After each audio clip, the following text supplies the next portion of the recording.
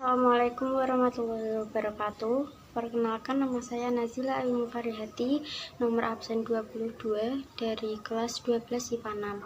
Saya akan menjelaskan tentang respirasi aerob. Respirasi aerob yaitu sebuah reaksi pemecahan senyawa glukosa yang memerlukan bantuan oksigen. Oksigen di sini memiliki peran dalam menangkap elektron yang kemudian akan bereaksi dengan ion hidrogen dan menghasilkan air atau H2O. Kejadian ini akan berlangsung dalam tubuh kita di dua tempat, yaitu sitoplasma atau tempat berlangsungnya glikolisis dan mitokondria atau tempat berlangsungnya dekarboksilasi oksidatif, siklus Krebs, dan transport elektron. Untuk memulainya, mari kita lihat contoh reaksi pada respirasi aerob yang berbentuk seperti ini. Nah, untuk selengkapnya kita bisa melihat tabel berikut ini. Tahapan dalam respirasi aerob terdiri dari 4 tahap, yaitu glikolisis, dekarboksilasi oksidatif, siklus Krebs, dan transport elektron. Pertama, glikolisis. Pada proses ini terjadi pemecahan glukosa atau 6 atom karbon menjadi asam pirufat atau 3 atom karbon. Proses ini berlangsung di sitoplasma dalam dua jenis reaksi. 1. Endergonik atau membutuhkan ATP, dan eksergonik atau menghasilkan ATP. Pada tahap ini akan dihasilkan 2 ATP, 2 asam pirufat, dan 2 NADH. Asam pirufat yang dihasilkan akan digunakan sebagai bahan pada proses selanjutnya, yaitu dekarboksilasi oksidatif.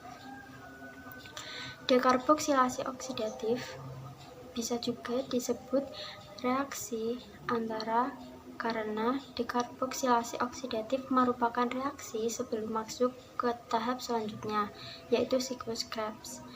Proses dekarboksilasi oksidatif berada pada mitokondria, tepatnya pada matriks mitokondria.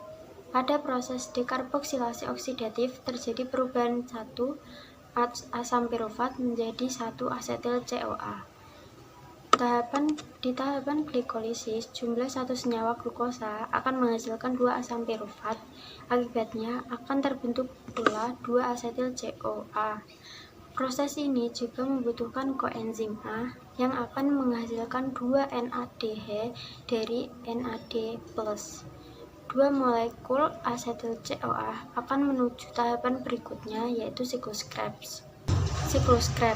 Siklus ini juga sering disebut sebagai daur asam sitrat, dikarenakan pada tahap ini dihasilkan senyawa awal berupa asam sitrat.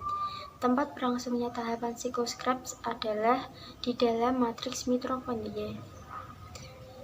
Hasil dari siklus Krebs adalah senyawa yang berfungsi sebagai penyedia kerangka karbon untuk sintesis senyawa lain, 3 NADH, 1 FADH2, dan 1 ATP untuk setiap 1 asam pirufat. Karena input substrat sebelumnya adalah 2 asetil CoA untuk setiap 1 molekul senyawa glukosa, maka hasil yang didapatkan dari siklus Krebs pada proses respirasi ini adalah 2 ATP, 2 NADH, dan 2 FADH2. Satu senyawa lagi yang terbentuk dalam proses ini adalah CO2. 1 berasal dari proses pembentukan NADH dari NAD+ yang menghasilkan 2 buah CO2. Karena ada 2 asetil CoA yang digunakan, maka akan terbentuk 4 buah CO2. Bisa kita simpulkan, hasil dari proses siklus Krebs ini adalah 2 ATP, 4 CO2, 6 NADH, dan 2 FADH2. Proses selanjutnya adalah transport elektron yang akan mengubah senyawa NADH dan FADH2 yang dihasilkan pada tahapan sebelumnya menjadi ATP agar dapat digunakan oleh tubuh.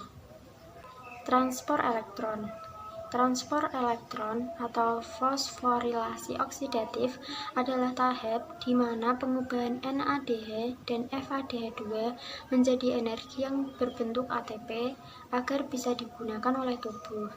Tempat berlangsungnya tahapan transport elektron berada di bagian mitokondria, tepatnya di membran dalam atau kista mitokondria. Untuk setiap satu molekul NADH menghasilkan 3 ATP dan setiap satu molekul FADH2 menghasilkan 2 ATP. Lalu, berapa jumlah ATP yang dihasilkan? Untuk bisa menjawab pertanyaan ini, mari kita hitung bersama-sama. Jumlah NADH yang dihasilkan dari tahap-tahap sebelumnya adalah glikolisis 2 NADH, dekarboksilasi oksidatif 2 NADH, siklus Krebs 6 NADH. Dari proses sebelumnya, kita mendapatkan 10 NADH.